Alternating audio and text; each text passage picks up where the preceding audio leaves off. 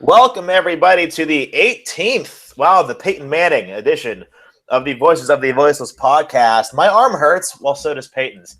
And Brad Shepard, you just had to break your phone recently. Some people were sliding into those DMs. Oh, yeah. I'm a big fan of the DMs. Well, you know who else is a big fan of the DMs? My Twitter followers, the people that put up with my pretentious drivel on the tweeter machine. God bless you, because I think that's pretty impossible. But I can hear myself now. See, that's fuck. See this shit. See what happens when I'm not prepared. God damn it. I've had a headache all day. I woke up at 10. I got up late. I had to go. I was playing some video games while trying to find news stories because we need 8 news writers for wrestling where I work. So that's bullshit. And then I couldn't write anything, so I went to the gym with a headache. And I was done with the gym. I came straight home. I did the whole NXT thing. I watched the NXT thing, and I finally got a news story, but I had to wait because I got a little busy. And now I'm here. I'm hungry. But how many matches do you have on Plenty of Fish now? That's what the people really want to know. You want to look right now? I can look right now. I haven't looked. Yeah. Wow, I haven't looked in about a month. Yeah, we'll look right now. Because I'm talking to a lady, Brad. I'm talking to a lady. Oh. I know, and I might move to North Carolina. So fuck my life. Okay, I know, right? So my matches. What? No. Okay, so I'm at the new button. My matches. Okay. Wow, I have a lot. Holy shit. What? So if there's what's ultra match mean? I don't know what that means. So 1, 2. I have 4. What's 4 divided by 1, 2? Or not 4 divided 4 times. 4 times 1, 2, 3, 4, 5, 6, 7, 8, 9, 10, 40 matches. It looks like. Wow. I know. Well, I'm trying to look at the attractiveness level because that really does matter. She's kind of. Yeah, I was gonna say there's 40 people that desperate. Shut up. I think I could see one. I could see one that's a potential fish, if you will. I see one. I see it. I can see the possibility. What's ultra match? I want to see what that means. Oh, so this girl from New Kensington, Pennsylvania says, kiss her forehead, grab her booty, call her mine. Okay. Another one from Burrell, Pennsylvania. Say yes and you'll figure it out afterwards. That's, I think, yeah. One night stand alert.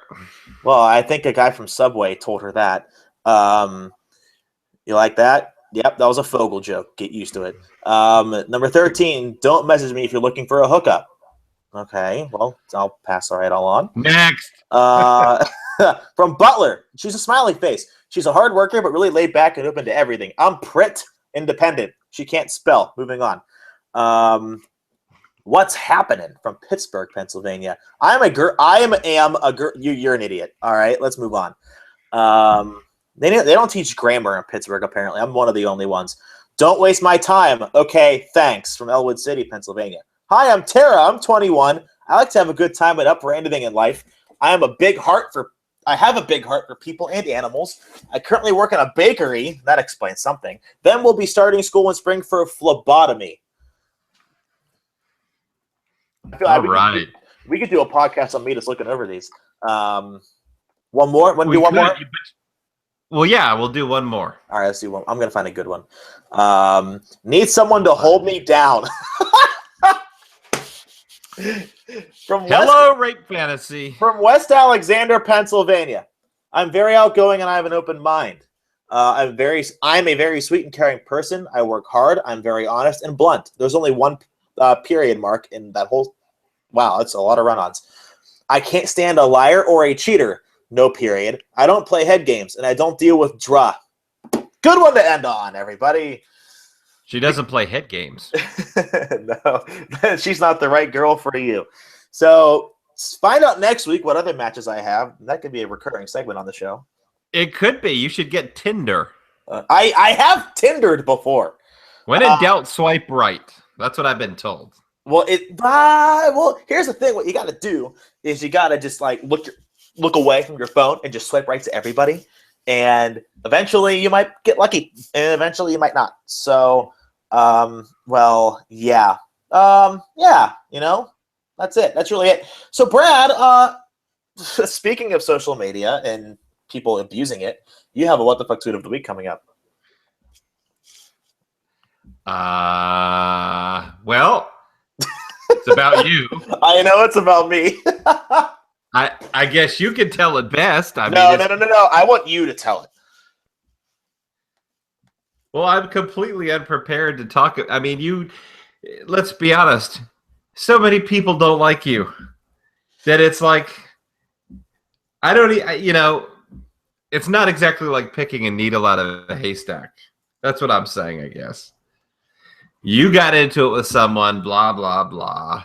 And you know the backstory. You know this person. There's a backstory to it that you can tell. I'll do it. I got to find it. I don't know if he blocked me or not. I almost blocked him, but I thought about it, and I'm like, maybe I can use these later. By the way, Wade Keller, pretty cool guy, I got to say, as I'm looking back at these. Really nice. And he knows wrestling. Okay, He does. Is this going to show? See, it doesn't show the entire conversation, so this is going to last a little bit, everybody. So stick with us. Burp. So, that's what that guy deserves, right in the face. So, here we go. On Raw, we'll talk about it a little bit later. Roman Reigns in the main event, right? We all know what happened. If you don't, you're living under a rock. During the match, they showed an advertisement for Roman Reigns on ESPN with Jonathan Coachman. Now, I don't need to explain this in depth because, well, number one, that just gave away the ending. I loved the ending. We'll get into that later. Brad and I'll fight about it. But, the ending was great, but I didn't like how they just kind of said, well, he's going to be with Coachman. Oh, but he might get fired tonight. It didn't make sense. From a producing standpoint, this is what I said. For promoting Roman Reigns' ESPN spot at this time was pure laziness and ignorance. It was unreal because it was lazy and ignorant. They didn't properly adjust to the situation, properly adjust to what was going on in front of them, and they could have easily promoted it for the previous 2.5 hours. That or before Roman Reigns said, well, if you don't win, you're fired, because then how would we have known? People would have forgot anyway. So, okay. How about you just say the WWE World Heavyweight Champion will be appearing on SportsCenter this week? Exactly. And you don't name a name. Exactly. Or you say it right after he wins. That too. I mean, he was celebrating for 5 minutes after the match. You could have said it then. There's no quality control. Nobody is paying attention to the cooks in the kitchen. You're right. Do we really have to? So, Deke Stokes, whose real name is Josh something or fuck, because he's pretty much irrelevant. Josh Idiot Face. Yeah, he works and I'm thank you for standing up for me. He used to work for Wrestle Enigma. I was a part of that website for a while. That's when I was at Bleacher Report. And it was just a blog, no money involved, and it was based on wrestling columns and editorials and series of stories. And a lot of their writers were very, very good. He came in near the end when it was failing, and it's no longer a website, go figure. He replied to my tweet and said, from someone who has actually worked in TV production, you always put your sponsored draws in your main event. I'm like, and I said, you clearly missed my point. And I was very nice. His ESPN ad came during his match. Lazy writing. And I've worked in TV. I said 10 years to make a point. It's been 6 or 7. And I said, nice try. Still, I'm not a dick yet. I'm not. And then he said, if you've been working for TV for 10 years, you've been doing a piss poor job of it. Firstly, you always place advertisements. And it was like, what? And like I said, I'm trying to find everything. He basically said you always place the advertisements where there's the most viewers watching. Oh, yeah. Okay. And it's like, okay, nobody's disputing that. What we're disputing is do it after the match when all the viewers are watching, or just don't name a fucking name. Say the champion's going to be on the show. Yeah, exactly. That's all you have to do. And the second part of his tweet said, for people on your show on television, So firstly, you always place ads for people on your show on television with them on. How is it lazy writing? It's the common sense way of advertising, not a complete sentence. And I said, that's not true at all. And I turned into an asshole. And then I said, I'm trying to find everything. And I said, how'd that Wrestle Enigma job treat you? They're doing really well. I thought it was a good comeback. And he said, it wasn't a job. It was something I did for fun, willingly. The guy had good grammar. I'll give him that. Don't claim to know me in some idiotic attempt to move blame, which I wasn't. And then he comes back. It's the simple solution to an easy segment. You put what you want most advertised on when you have the most viewers. And then he said, this Twitter's so fucked up. And then he said, yeah, it wasn't a job. So, and I'm like, okay, then, before I criticize you, because I was about to, before I criticize you, where do you work? And he said, local news and sports. And then I said, what station, what market? He said, why the fuck would I put my local station and therefore reveal where I am? And I can probably find him in 5 minutes. It's called the White Pages, people. Review to a stranger starting a fight. And I said, bro, you don't know this business. Stop claiming that you do. All right, stand by, people. Twitter, like, it's not hard to understand. Like, it's not hard to, not hard. Don't bro me. Don't bro me if you don't know me. Yeah. And then I eventually said, doesn't your bio say former indie writer? What actually happened? And then he said, I got a real job. In a profession that you claim to know so much about. And then that's when I said, where do you work and shit? And I'm like, bro, you don't even know this biz, trying to consolidate words. Stop claiming that you do. Wrestling equals different. Operates on odd levels. It always have. And no one will dispute that. Wrestling is so different. It's hard to be like, well, this is happening this way. It's so different. You can't really say it's not. Moving on. And he's like, and you do from your self-imposed podcast. So I'm glad he listens. Don't act like you're some kind of in the know wrestling site, bro. The period goes inside the comma, outside the comma. Or the apostrophe. He fucked up on that one. And then I said, when you write for a real site, let me know. I like how much you contribute to society. It makes a big difference. And yet I haven't sworn yet. I like to keep Twitter clean. And he goes, and not only do you misinform your followers, not true, I don't report lies. You aggressively attack those that point you out if you're wrong. What a hero. I don't aggressively attack anybody. I was having an argument with him. What was his name again?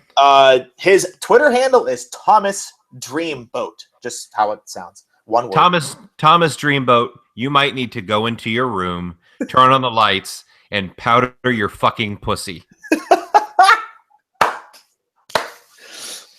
And I'm like, way more than you do. Enigma blogs don't count. Wrestle Enigma blogs don't count.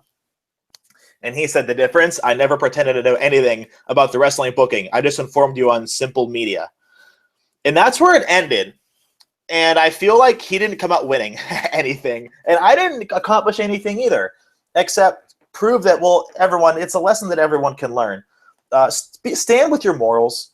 Have faith and have belief in something and stay with it. Don't just falter back because someone else is telling you differently. 2, if you're passionate about something, and this is a life lesson for everybody at home, if you're passionate about something, learn everything that you can. I've learned more about television since I was in middle school, than I feel like most in my age has, because I've always been passionate about it. I'm sure there are those that have done the same that I have, and I'm hoping they're successful. Like I'm attempting to be. It's hard. It's a hard industry. But I feel that there's a way to talk to people, a way not to talk to people. He aggressively attacked me. I didn't attack him. I was simply just in a constant rebuttal against him, albeit with proper grammar. And sorry, I'm taking a Thomas Dreamboat. And I just flushed him. Well, okay, and that's all that I had. So that was your what the fuck tweet series of the week. That could have lasted for months. Well, that sounds like his career. So what are your thoughts on this Twitter feud, quote unquote, which had a lot more storytelling and logic than a lot of WWE storytelling, but we'll get into that later. What did you think? Well, Mean Gene, I am the king of working jabroni marks into a shoot, brother. Speaking of Mean Gene. God damn it. Are you not going to comment on what the Twitter feud that I had? Okay, congratulations. You got a few more to go to catch up to me. Thanks. Okay. Go ahead. Go ahead with your Mean Gene. Speaking of Mean Gene Okerlund. Okay, so I thought it would be really cool if we had Mean Gene doing our podcast intro. I like that. I was going to pay Mean Gene to do our podcast intro through this celeb VM thing. Okay. So I actually sent the money to the site for Mean Gene to do our podcast introduction, and I even listed information about our podcast and about you and about me. Oh boy, that's exciting. I did, and and some of the things I listed were not overly serious. And so I got an email back yesterday saying your money's been refunded. He's refused to do it. Wow. He didn't like the information I gave. What did you give him? I told him you were Pittsburgh's hottest bachelor. No, but I did say something about you and Tinder. Did I say that? Yeah, I don't know. Did you? I don't remember. I did say that I was the king of working jabroni marks into a shoot. I wasn't. It wasn't overly serious. That's the point I'm making. I don't remember what I said. Do you know how much you actually spent? Are you willing to say that on camera? I think it was $40. Holy hell! Maybe 25 or 40. One of the two. I can't remember. But yeah, that's what I was getting. I wanted the Mean Gene introduction, and I didn't get it. So, Mean Gene, fuck you. You should get blocked by him on Twitter too. So, okay, there is a shit ton to talk about. We're gonna try to get all this wrapped up in proper fashion with less comedy, more and the analysis. So let's start off. Analysis. Analysis. Oh boy, that's an analysis. You don't want that. Stop telling us about your new girlfriends. Oh, I don't have. She's not my girlfriend, man. She's not. Maybe in the future. We don't know. We don't know things. The future is as ambiguous as my mind. So moving on. He's taking it slow. Next week he'll have her pants off. Trust me, if that was already in the bag, I would have her in my bag. What up? So let's start off. Can we start finally? I've said that 4 times. We're going to start off with TLC. No one gives a fuck about wrestling. Well, I don't agree with that. That's a bit of an absolute statement. It is Star Wars week, so speaking in absolutes is allowed. Everyone loves wrestling. Everyone hates wrestling. We all love you. We all hate you. See, it's fun. TLC. There's a lot of things we could say, but like I said, we're going to try to simplify everything for you so we can get everything in. TLC, the pre-show, Sasha and Becky, go. Didn't watch it, first of all. God damn it, then fuck off. I did. I thought it was a good match. They weren't given a lot of time. I think it went 8 or 9 minutes, and they did what they could with what they were given. So I liked it. It should have been on the main card. There are 3 matches I see that didn't deserve to be on the actual card. No, 2 matches. So they could have gave Sasha and Becky 20 minutes and just got rid of these 2 matches that meant absolutely nothing. Yeah, well, they already had a Divas match on the card. Who cares? And NXT had 2 of them today. Yeah. Well, they can't have 2. Can't do that. Why not? You'll have to ask Vince that. I don't know. Well, goddamn.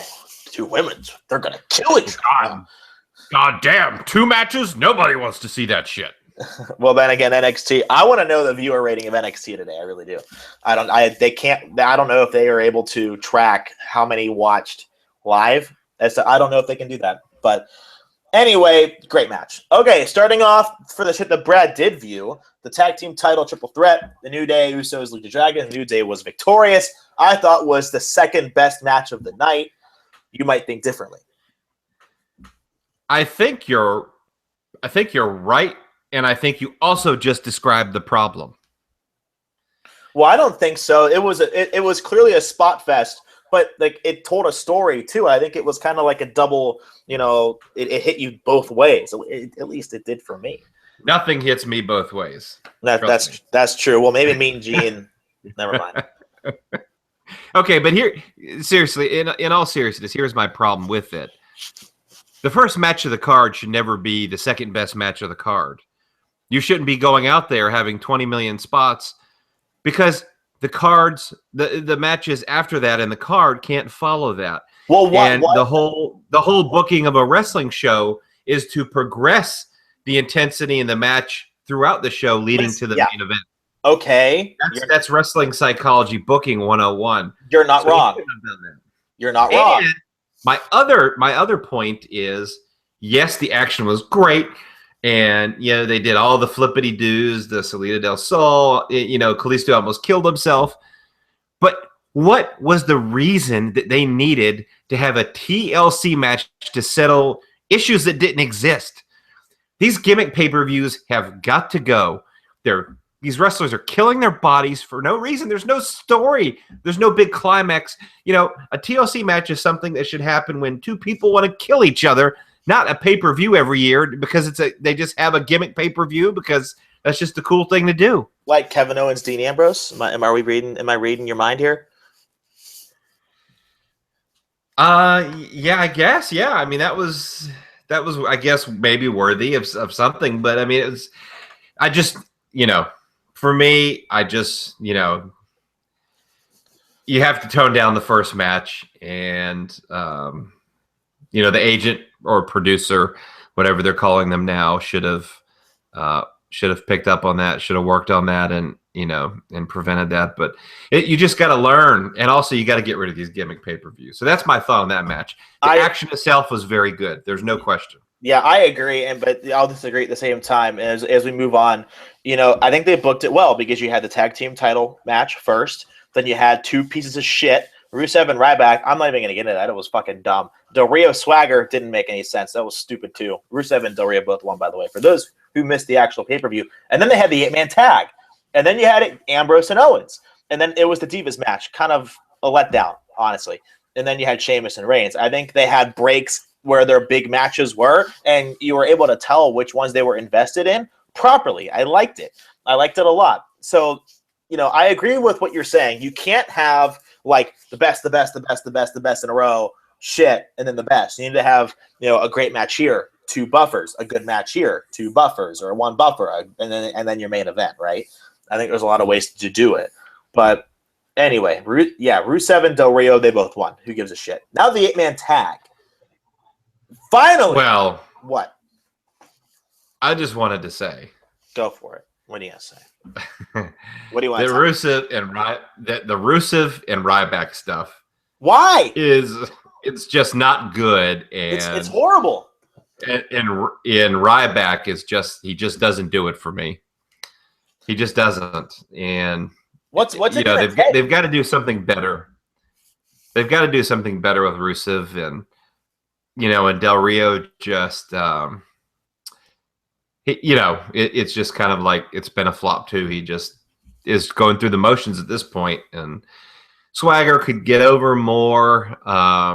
There's some potential there with the right booking for sure, but he's pissed them off. He got pulled over. He was getting ready to have the big match for the World Heavyweight Championship at WrestleMania, and got busted with marijuana and was whatever else. And okay, and then he passed out drunk in a production meeting, and so like he's on the shit list. So he's just like they do nothing with him, which is a shame. But who's that? Anyway, that's my thought. Jack Swagger. Well, probably. Yeah, those 2 matches were simply pointless. I don't understand. So the 8-man tag, I thought they did it the right way. The Wyatt family crushed them, and it's about damn time. Can't argue that. It was the right call. Absolutely. Bray Wyatt's one of those guys that doesn't need a title to be over. It's obvious. Just like Enzo and Cass in NXT. They don't need a title to go over. Whoops, spoiler. They don't need one. But they do need to win. I'm not saying don't win ever. I'm saying just don't win a belt. Undertaker, God, he might have only held the title 5 times or less in his career. maybe. And then he's still one of the best wrestlers of all time. One of the most. I could go on and on and on. He might have held only a few belts ever. Did he need to hold the belt as much as The Rock? No. Did he need it? Did he need to propel his career? Absolutely not. But it helps, right? It helps. It's the guys that need it. Bray doesn't need it, but I'm glad they won, and they did it in dominating fashion. Yep, that was great. No complaints about that at all. By the way, he was World Heavyweight Champ 3 times, WWF Champ 4 times. So he's 7-time champ. But I know a lot of those. Like, he was still the most over guy in the company post 2007, and he only won the belt another, I think, 1 or 2 more times after 2007. So, that's where Undertaker gets involved in this. Anyway, moving on to my favorite match of the night, Dean Ambrose and Kevin Owens. The ending kind of, lost a little luster. The world's slowest rollout into a pin off of a power bomb. But I'm glad it ended the way it did. Dean needed this. Yeah, it was creative. It was, they're not luchadors, but it was a creative ending, and so I like that. I liked Ambrose winning. Obviously, I'm an Ambrose guy, and I loved how he did the celebration after. He improv to show how important this was to him. Do you think that wasn't staged? Do you think that was just... No, that was improv. Wow. Yeah. Well, hey, you got to give the stuff to the guys that want it the most, and clearly he wants it. He wants it more than a lot of people. Okay, now, I have really no complaints, and we saw the feud progress on Raw the next night. Divas Championship match, Charlotte and Paige. It was a battle of who's the heel, and clearly Charlotte's still the heel. Yeah, I could have cared less about this. That's unfortunate, right? Because you have 2 good wrestlers, even though you disagree, that know how to work it, know how to, I think Charlotte's better as a heel anyway. She is. And I think Paige is good as that tweener character if you want to have one of those. But you need to sell the story more. You need to. It wasn't sold at all. I agree. Wow, that was fast. Okay, main event. Main event, Sheamus and Roman Reigns. If you see my Twitter, you know how I felt. The match itself, I counted 7 cool spots. But it wasn't really the match that made the conversation. It was after that. Brad, go ahead. Yeah, so the talk, of course, is about the same place a year ago where he won the Rumble, booed out of the building, basically. Even The Rock couldn't save the segment. And he actually came out to a very, very poor reaction to this match as well. But at the very end, Vince McMahon had thrown the kitchen sink at everything. And it was just another it was a physical match, but it was a screw job. And it was all leading up to what would happen on Monday night. Yeah, for sure. Which to me, I get it. Of course, a lot of times you want to see title changes on Raw, but or on the pay-per-view, you saw it on Raw, and I get why, but it leads to the interference and the bro kick and the blah blah. It's I guess it just was what it was. It was physical. Don't get me wrong. That's what I said. I counted 7 cool spots. Yeah. But it was just, not overly exciting to me. The reaction he got, there's no heat, and we've talked about this. There's no heat with Sheamus, and up until this point, the Reigns deal had been an epic failure, and so, they're just trying to build more sympathy, had him lose again, and it was just kind of was what it was. The pay-per-view was all right. It was just... Yeah, it was okay. A lot of good moments, a lot of bad moments. Yep. But I gotta say, man, Roman made me a fan, and I have a sizable rant. It's pretty short, but it's sizable in impact about why the creative team figured it out. but damn it, it took way too long. So pay-per-view was okay. The ending was, the tag match was great. The 8-man tag was pretty good. Dean and Kevin were great as always, and then Reigns stole the show at the end for me.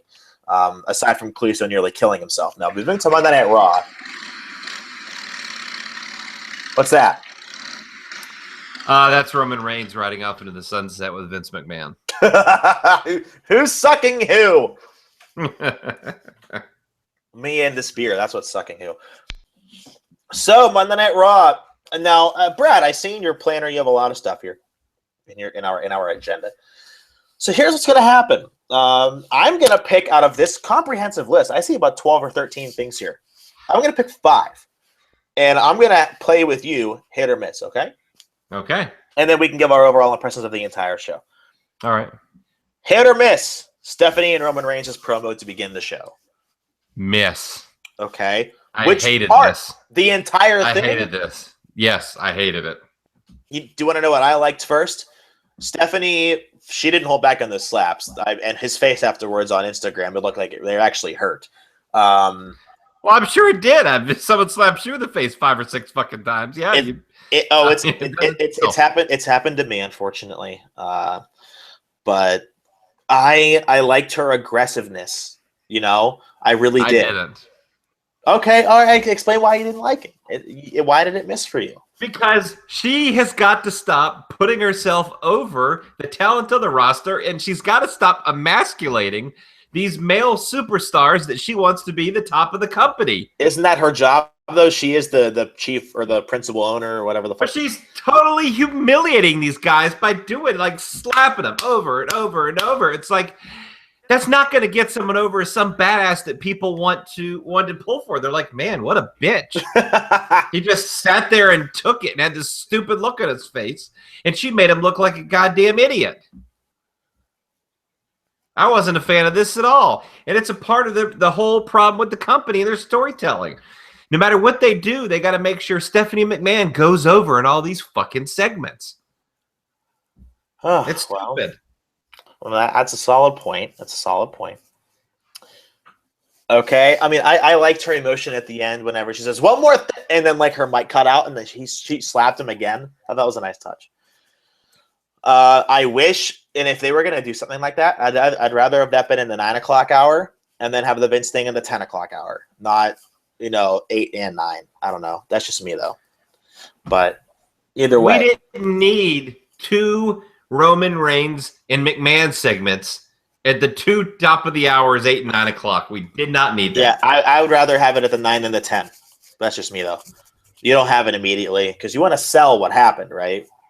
I would like to have been able to see the sell. Okay, moving on. I know what you thought of Ziggler and Ambrose already. So the promo between Vince and Roman Reigns, but not actually. Yeah, let's do that. But what also led up to it was the R-Truth and Bo Dallas ending. That was hilarious. That was terrible. Oh, I see.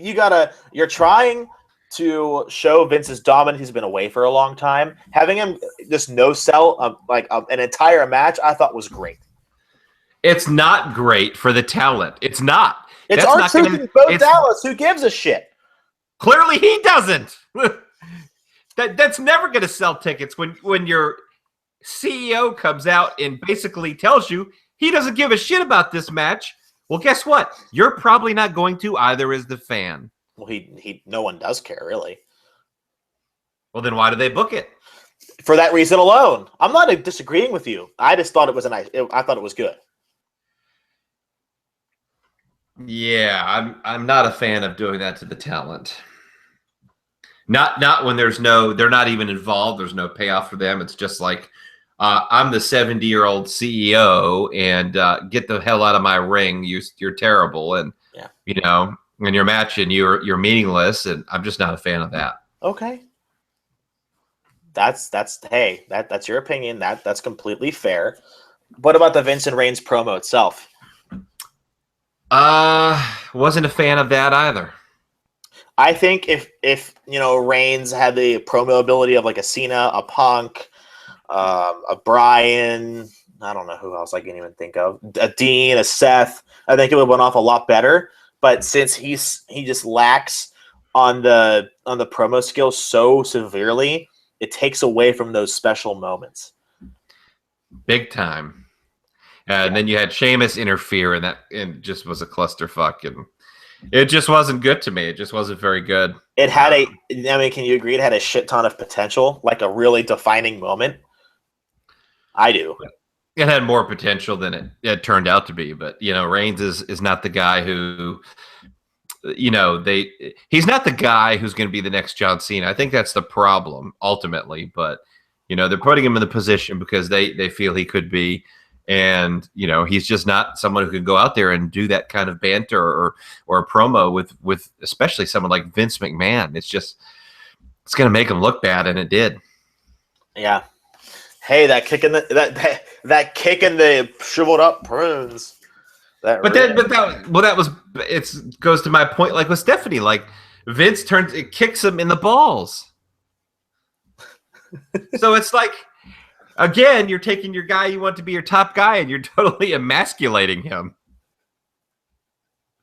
Like what was the point of that? Heel heat. He'll heat on who? The guy's never there. He's the CEO of the company. Oh, I did read today that that might have been just a one-time thing. But either way, we must. Yeah, I'm more scared about the end result of all of this. Yeah, well, Raw's going to be extremely interesting without Vince. Roman is the champ. I mean, everyone saw it. Well, and Hunter is potentially the number one contender. Maybe. What if Triple H won the Royal Rumble? I would probably consider refusing to watch. Really? I've heard a lot of people, a lot of analysts that would love it. And that I would absolutely hate it, and I would consider not watching for the first time ever if that happens. I'm not saying I won't. I'm not saying I will. I'm just saying, honestly, for the first time, I would consider like, hey, this is just not for me anymore. Maybe I should take another look at whether I want to watch this and waste my time. I never thought I'd hear you say that. I thought you would have enjoyed the heel heat that if Triple H. Either way. Not as the main event match. No fucking way. Yeah. This guy is already an executive in the company. Okay. Yeah, and he wants so bad to be one of the top stars in the history of the business. And he's worked his way into that executive role, and he's built a lot of influence and, in building up his reputation and, all that good stuff. That's great. But goddamn, you don't need to be in a major match at WrestleMania every year. You're in your mid-40s, and you need to start building up some goddamn stars. And you need to stop having these 40-something and 50-something-year-olds wrestling at WrestleMania. Create the new Triple H's, the new Undertakers, the new whatever guys. They're going to come in with their own unique character and look and take that spot. But I'm over it. I don't want to see it whatsoever. I will be pissed, and not in a he's a heel. Oh, I don't want to see him win way. I mean, I'll be pissed in it. This product fucking sucks way, and I'm not sure if I want to watch it anymore. But I'm deeply concerned. That scenario we're discussing is very possible. And they don't have a top heel to face Roman, and that's their own goddamn fault because they have plenty of chance. They have plenty of opportunity. They could have done it with Dean Ambrose. They could have done it with a million other guys they could have brought up from NXT or built someone else up. But no, they don't want to do that. They're going to go to the Triple H card because Triple H has got to main event another fucking WrestleMania. Well, he hasn't actually main evented a Mania since 25 with Cena and Orton. To be fair, okay, but he's main evented a lot of them, and he's had a lot of big matches where you could call them a co-main event, or if they're not the main event, they're very high up on the card. You had the match with the Undertaker. You had the match with the Undertaker again. Hell, they had 3 matches. And Sting. Don't forget Sting. Yeah, he most recently had the Sting match. I mean, so you're making my point. And now, So the New Day, Usos, and Lucha Dragons in-ring promo. What do you think? This was stupid. I thought this was stupid. I told you what they're doing with the New Day, what they're at risk of doing. They're getting too wacky and it's over the top and there's no point to anything and it's just stupid. It's like it was just stupid. It was totally pointless. The heels come out and the New Day, and then they congratulate the Lucha Dragons and the Usos, and everything is good. And then it's not good, and it's just like there was no point to any of this. It was just stupid. Do you think that they were trying to? I mean, at this point, why aren't the Usos and Lucha Dragons the heels, right? Because they did a heel thing. They did, but they're not the heels. I know. None of it makes any sense. Well, that's just another piece to add to the pile as far as what's exactly happening. I'll get to my final thoughts on Raw here in a minute. The main event: Roman Reigns, Sheamus. Yeah, okay, so the main event itself is particularly the end. That is the best they have booked a singles competitor, Roman Reigns, to date. Yes. By far. Who would have thought if you get a guy and you have him kick ass and take names that the crowd would like that? Who would have fucking thought that? I mean, did it really take them a year to figure that out? Let me say something first. It is kind of the Stone Cold Steve Austin thing. They're kind of just rehashing it. I'm being fair because that they are, but they've shifted. They've gone different ways. They tried doing the Daniel Bryan thing. That was a flop because they can't rehash that because he wasn't over like Daniel Bryan. So now they're trying the badass Roman Reigns thing, and that caught on. A year after being booed out of the building there, he was over that night. Yes. Now, keep in mind, okay, there's a couple of things to watch with this and Roman Reigns going forward. What's that? So you want to look at, they had the McMahons, they had him punch Vince. There was a title change, okay? And the title change, which always gets a pop anyway, like, it hasn't happened in so many years that we knew it would get a pop regardless. But it was also beating a champion who has no heat and nobody likes. You're right. They were glad that anybody would beat this fucker. So those are things so was it really all we love Roman, or was it a little bit of this stuff too? So the big deal is going to be how he gets cheered going forward. And not in a Mark City. Right. Not in a Mark City where you've literally done every fucking thing possible to get him over by having him smack him around, you kick him in the balls, then he comes back and punches you out, and he kicks a bunch of people's asses. I mean, they went all out here to try and get him over. So, putting him back in the normal storylines, is that going to continue? We'll have to wait and see. I'm personally kind of excited to see it, and I hope it's not a mistake. I hope what they did, and that was my point earlier. Before you went on, what you were talking about. Do you know how easy it was to book Roman the right way? It took 2 nights, and I don't know who said it on Twitter, but I had to reiterate. Do you know how fucking simple that was? That was easy. It was so easy. That's Very. All. It was so easy. You and I said it for months. And finally, they're trying to figure it out. Okay, now the big question: your overall thoughts on Monday Night Raw. And when I say a lot of people, I'm not just talking like a Sith Lord. I'm being serious. A lot of people claim that to be the best Raw all year. Granted, they haven't had much to go with, but there are also some that say that might have been the best Raw in the last few years. And even though that's what? That's totally ridiculous. I can't take that seriously.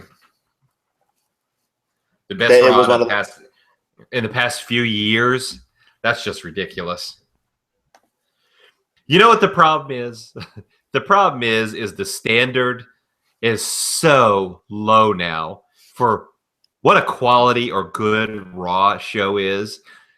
These fans, and not me because I don't feel this way, have been conditioned to eat shit and like it.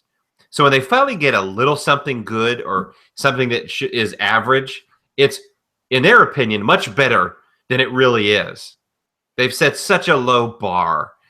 And, the ratings prove that. And so for me, it was all right. You still got stuff like, okay, Neville being made fun of with his big, dumb, floppy ears, and The Miz saying, oh, well, I want to be the next James Bond, and I'll help you if you help me. I need a British accent, because apparently that's what the fucking Bond is it needs a British accent. Like, it was just so stupid. It didn't make any sense. The Rosebush segment is horrible. They made fun of Ric Flair's marriages and lost fortune and Tommy Dreamer's hair, bald spot. It's just like, so some of it was good. Some of it I didn't like at all. So it was just all right for me. I actually loved Raw. It flew by. I had a good time watching it. There's places to improve, but you have to give them credit. The ratings proved that people cared way more than they have.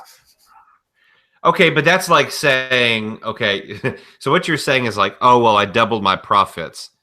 Yeah, I went from $1 to $2. Yeah, okay. And so, yeah, you doubled your profits, but you only have $2 fucking. That's a good way to describe Raw here.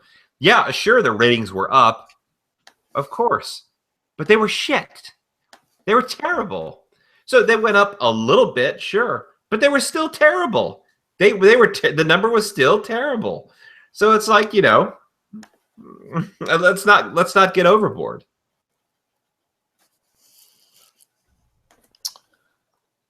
Talking about doing that, the stumble of the week. And for me, I feel like the Ric Flair stumble of the week,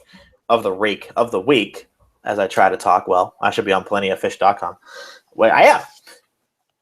We're talking what Raw did well and what didn't do well. So I really don't have a stumble this week, Brad, because I've enjoyed wrestling all week for one of the first times in a long time.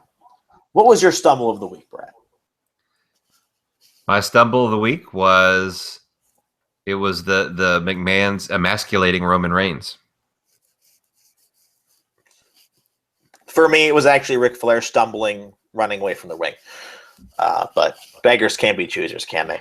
Ric Flair was on Raw? Oh, you didn't know? No. What, is he related to someone? I don't think so. What are you getting at? Well, we've got to be reminded every week that Charlotte and Ric Flair are father and daughter. Yeah, that's a little weird, isn't it? I mean, isn't it time for him to go? I love Ric Flair, I really do. But, like, why? For what? Well, that's how they think they're going to get her over, but it's not working. It's not what they need. Do you know they need her to be her own individual character. Do you know how she got over in NXT? How did she get over in NXT, John? By herself. By herself. All by myself. Okay, well, you know what?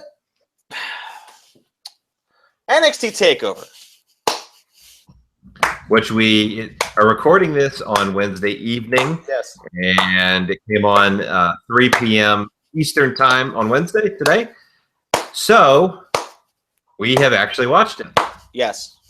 And you are torturing small animals in your basement. That's what it sounds like. Well, that or just never mind. You've bbeen reading too many Plenty of Fish profiles. I don't know. They're giving me a lot of ideas. Takeover London was a great show. Asuka and Emma, amazing. Apollo Crews, Baron Corbin. You know what? No. My stumble of the week has to be Baron Corbin yelling at Apollo Crews. You should have stayed in Ring of Honor. That was great. That was hilarious. And I don't think Corbin's that stupid. I think he knew where Apollo Crews came from. By the way, everyone, Dragon Gate USA. But whatever. Well, technically, he did work a Ring of Honor Super Show with Preston City Wrestling, but the whole point was,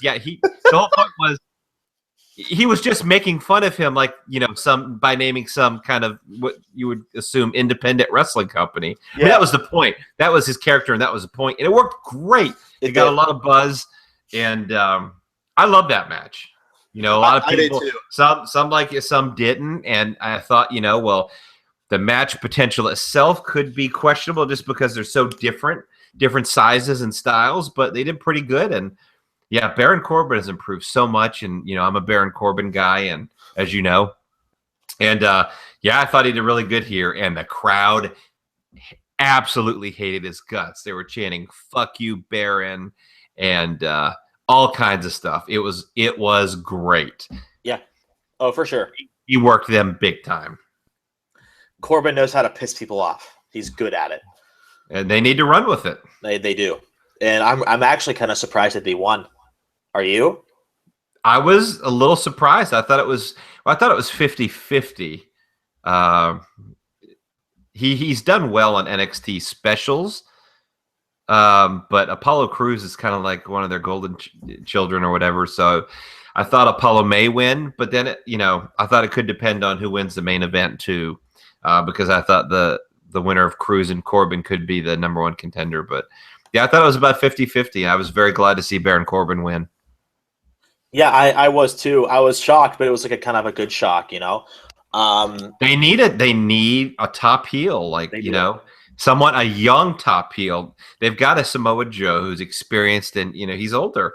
And they need a guy like Corbin who they can bring up to the main roster, because there is no fucking top heels there. The only one they had was Hurt. The only one they could have made is Hurt. Cesaro could be a heel. He's hurt.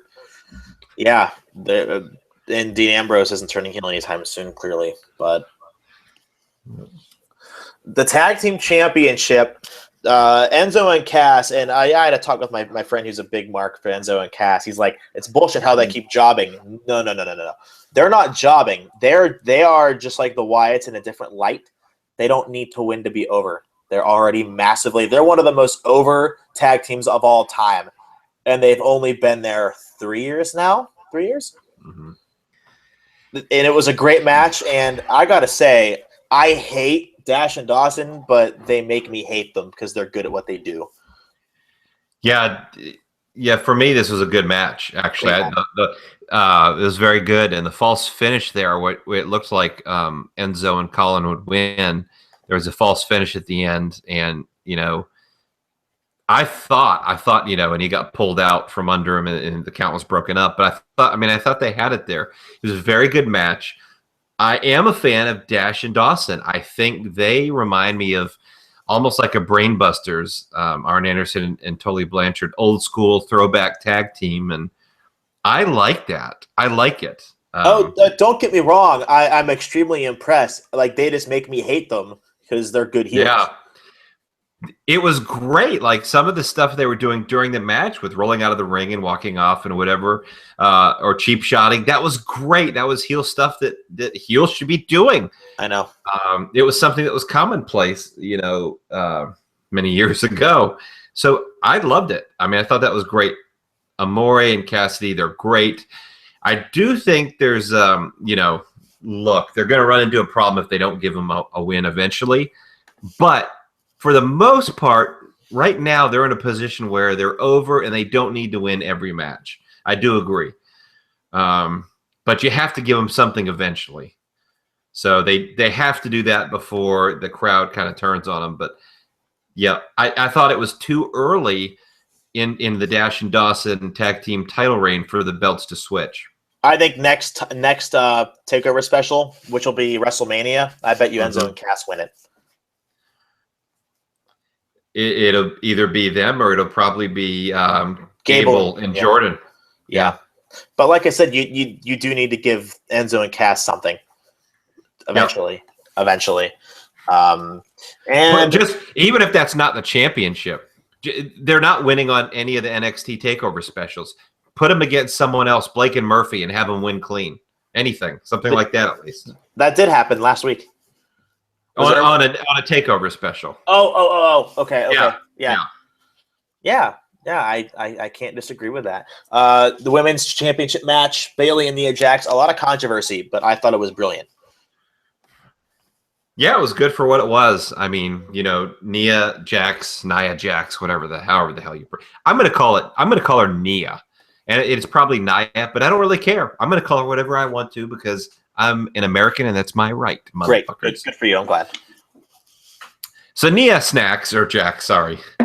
That's rude. Wow,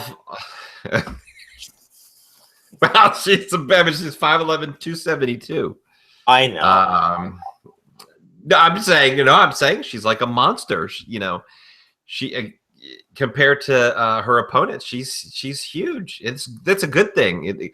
They need a character like that. They haven't had one in a long time. Well, they haven't had one in NXT like that, but they haven't had one in So that's a good thing. That's what I'm saying. But she's so limited. She's so bad in the ring, kind of like Eva. I think Eva Marie's better. Oh, stop it. No, I think Nia. Nia knows. Let's see. Nia does know how to kick out at 2. Okay, yeah. So never mind. That's true. But yeah, no. What I didn't like about this match was, 4 finishers were kicked out of by Bayley.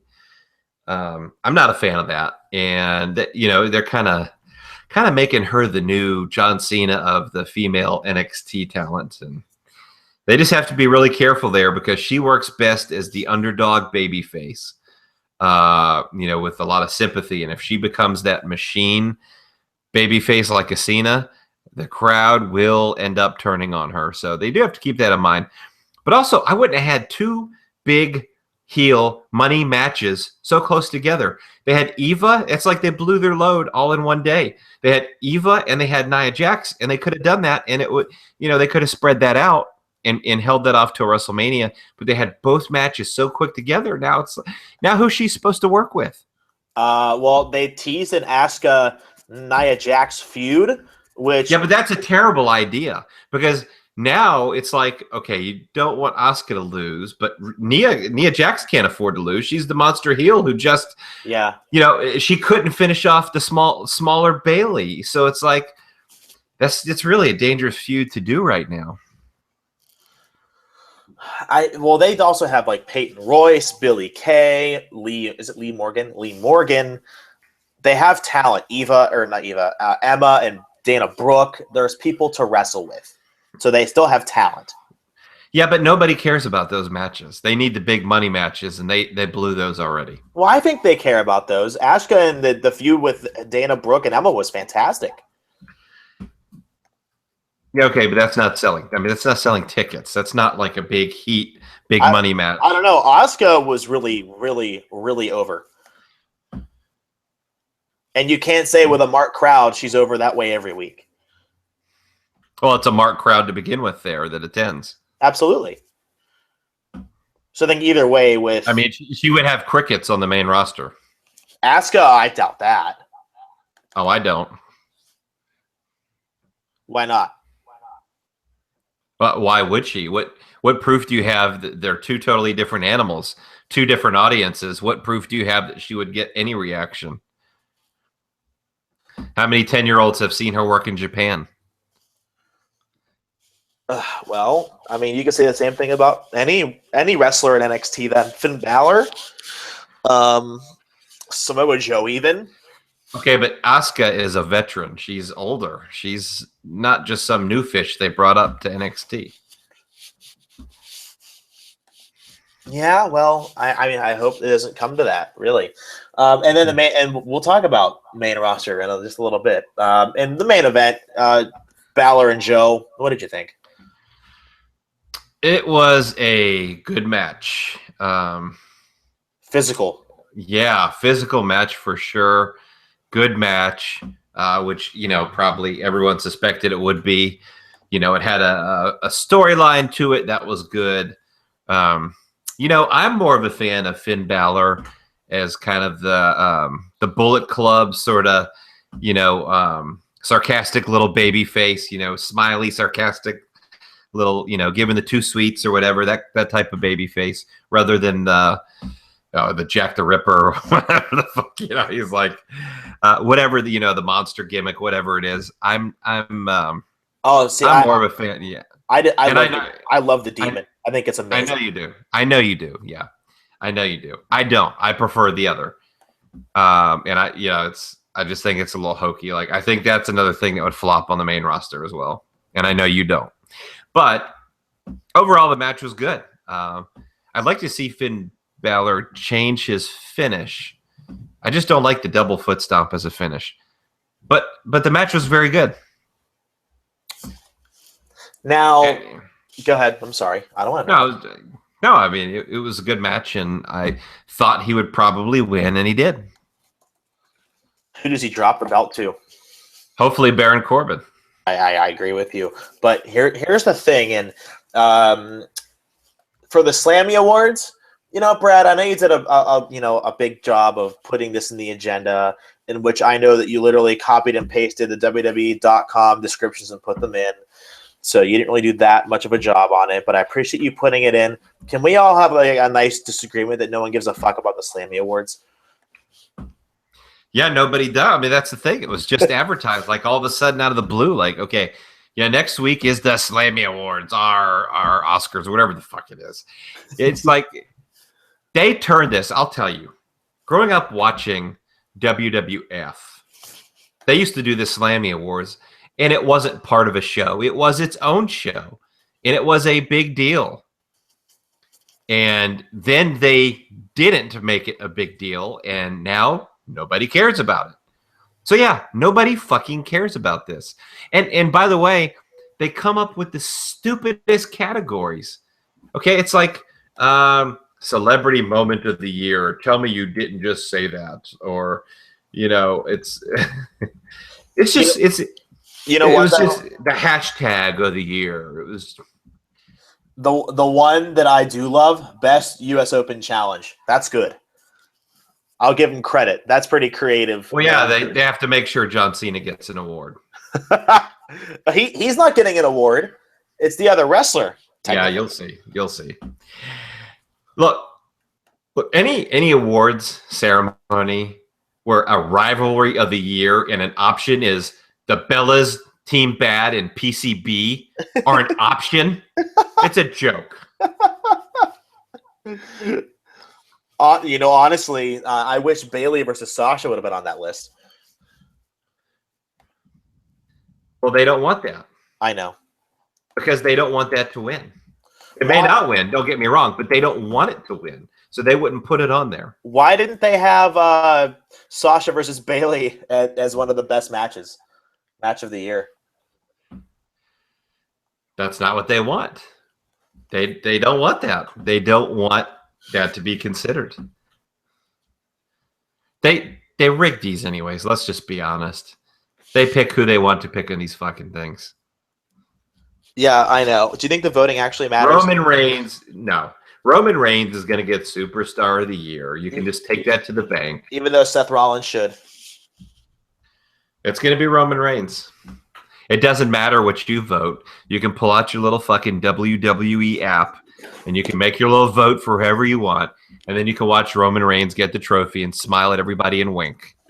No, I think that character's gone. Let me say that again. I hope that character's gone. Yeah, if Dewey Foley keeps writing for the company, he's come up with these testicle jokes, apparently. Yeah, I know. Those grapefruits turning into shriveled up old prunes. That was terrible. Man, that is so bad. That's just so bad.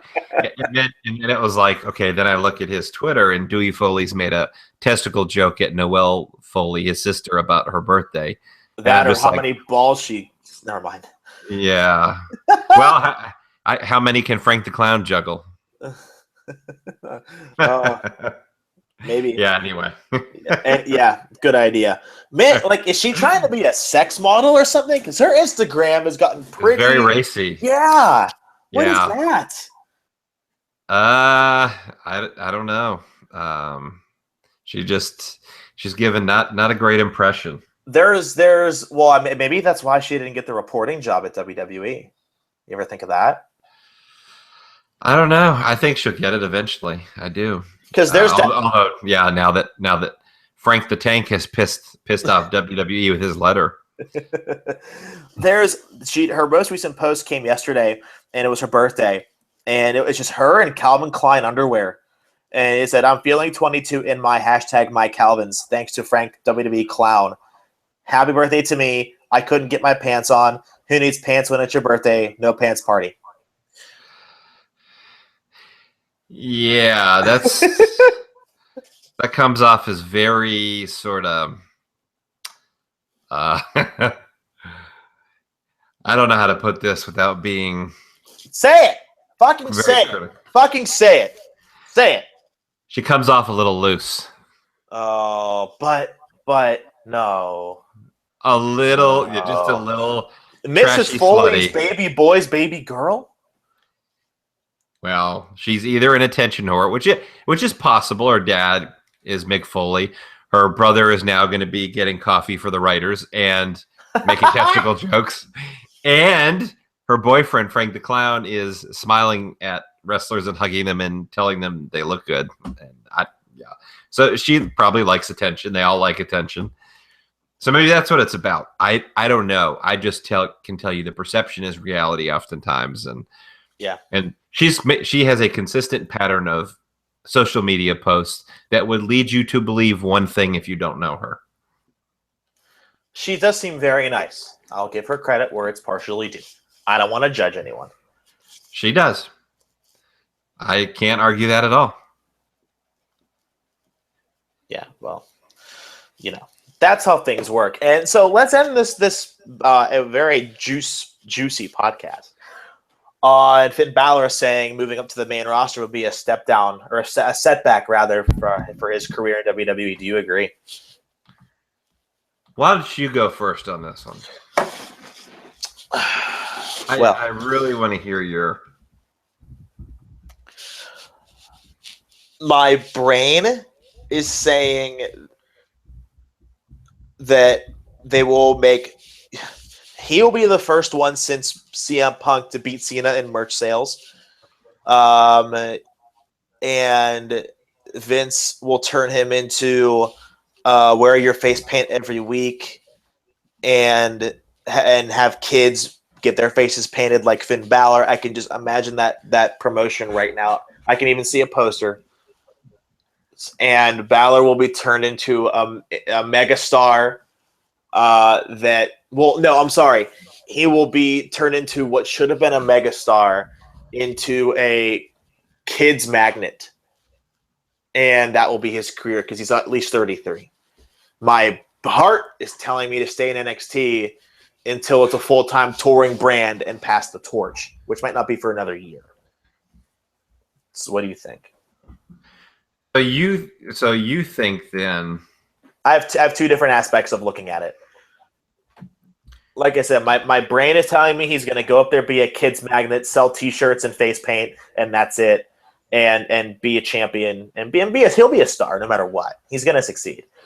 But my brain is telling me stay in NXT and continue to make it special. Because it's easy for me to say. I think he's better than anyone else on that roster, aside from maybe Cesaro, Rollins, and Ambrose. They're all on the same level right now. But that doesn't matter all the time. Reigns is the champion. If it was based on wrestling ability, Cena would have never won the belt to begin with. So everyone knows it isn't just like that. It's more than that.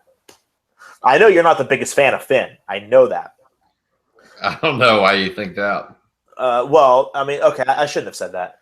I love his NXT Takeover attire, his entrance. It's so different and enigmatic, and it's spontaneous and it's unpredictable, and I think it's fantastic. But that's why he only does it like 4 times a year. I feel that Vince would make him do that every night on Raw, and I don't like that. Okay, well, I'm going to give you my opinion, and it's probably going to piss some people off.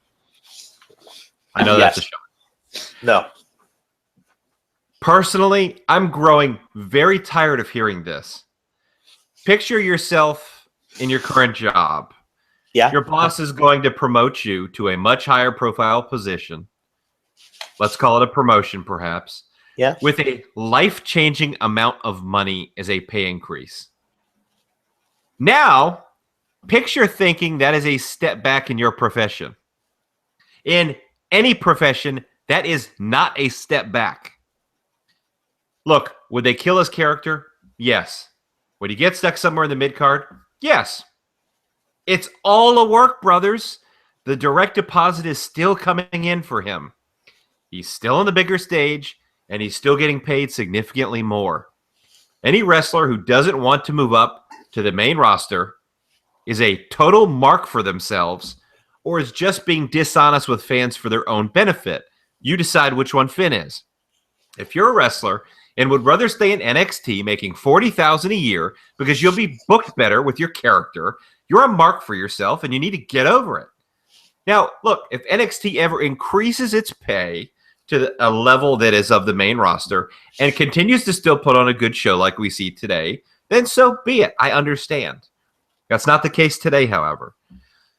At the heart of this, though, is the real discussion that very few people are having, and that's that NXT is not a true developmental territory.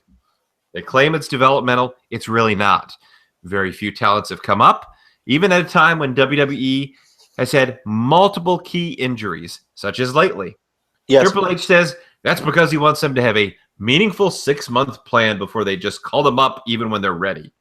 Well, guess what? I guess he forgot because that hasn't happened yet. Maybe he could talk to Tyler Breeze.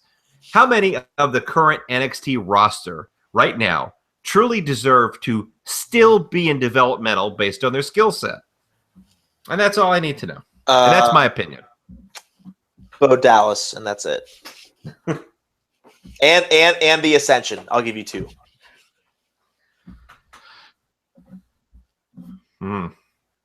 Yeah. So does that make sense?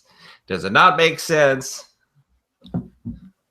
So, and we will. I promise we will end with this, everybody. I know it's a long podcast. If you were the booking powers that be, and Finn Balor just gets called up, how would you do it? How would you book him, and where would he end up?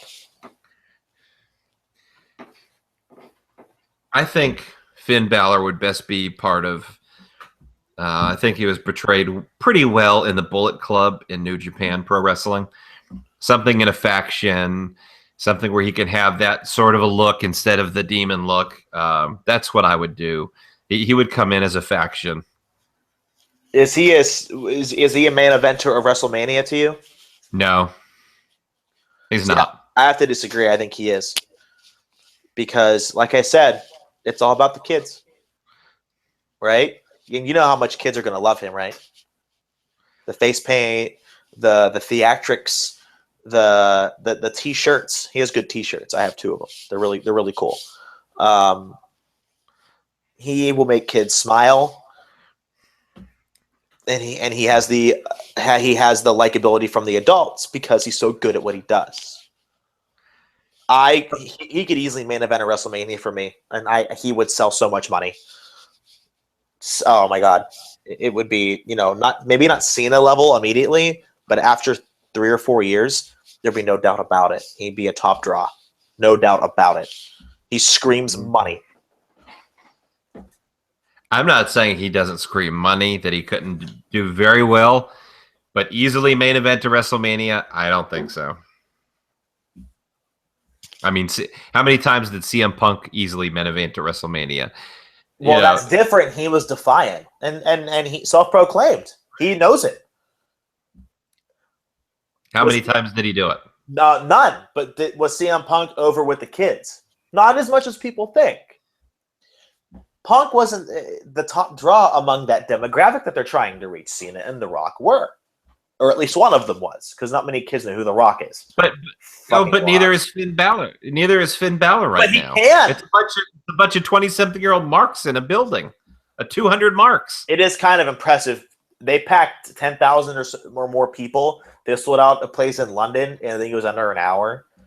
And they sold out Barclays Center in under an hour. That's not bad. And Finn was the main event. I lie. Finn was okay. Oh, yeah, he was, but it was also right next to the SummerSlam show, which is why people were there. That never would have happened if they didn't have SummerSlam. Okay. They didn't have a SummerSlam in London, and look what happened today. Okay, but London never gets WWE shows, and now they're doing their tour over there, and so they're selling out on all the shows, no matter who the main event is. The house shows are selling out because they're never in London. They're never in the UK very often. It's just like when you're not doing something often, it becomes special by nature. Whether that's Brock Lesnar appearing 3 times a year on TV, or whether it's going to London 3 times a year.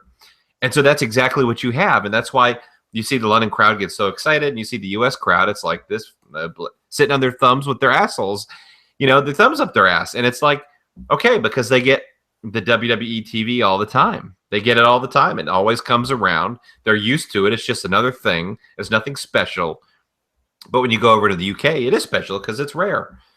And so, that's why they're selling out. But don't fool yourself and think they would have sold out 14,000, 15,000 people legit in Barclays just for NXT if SummerSlam wasn't coming. I mean, it's the same. It was mostly the same crowd. I don't know, man. I think they would have. Maybe I'm an optimist, but NXT is getting really, really popular. Really popular. And it's only getting bigger. But anyway, it's a financial loss, according to WWE. They lose money doing it, so it can't be that big. We'll have to see when the numbers come out in the third quarter, and see what it really does say. But as for us here, thank you all for listening. We greatly appreciate it. You can follow Brad at the Brad Shepard on Twitter. You can follow me, John Fisher IQ, on the Twitter machine. You talk to us, comment on the podcast, tell us if we're right, wrong, or in between. Don't be afraid. I don't attack anybody. I just tell you if you're wrong or not. And I'm sorry, but I do it in a respectful way. Any final thoughts, Brad? Yeah, I was just gonna, ask you how the hand job went after the Bieber concert. Which Bieber concert? The one you were backstage for, the after party. Well, we're talking, multiple parties. You're talking Chicago, Philly, Tampa, Jacksonville, Austin, Houston, San Antonio, Los Angeles, Pittsburgh, Philly, Harrisburg, Hershey, all the way down to Punta Cana. Which one? Well, it doesn't matter. It was you were giving a hand job to Bieber in every city. It didn't matter where you were at. Talk about a world tour. Have a good night, everyone. Oh, wait a minute. Did you think I actually meant that some nice, fine woman from Tinder was hitting you up and you were getting a hand? No. I was talking about you are Bieber's fluffer before the after party. That's what I was talking about. Well, I'd be higher on the card than Daniel Bryan. Good night, everyone.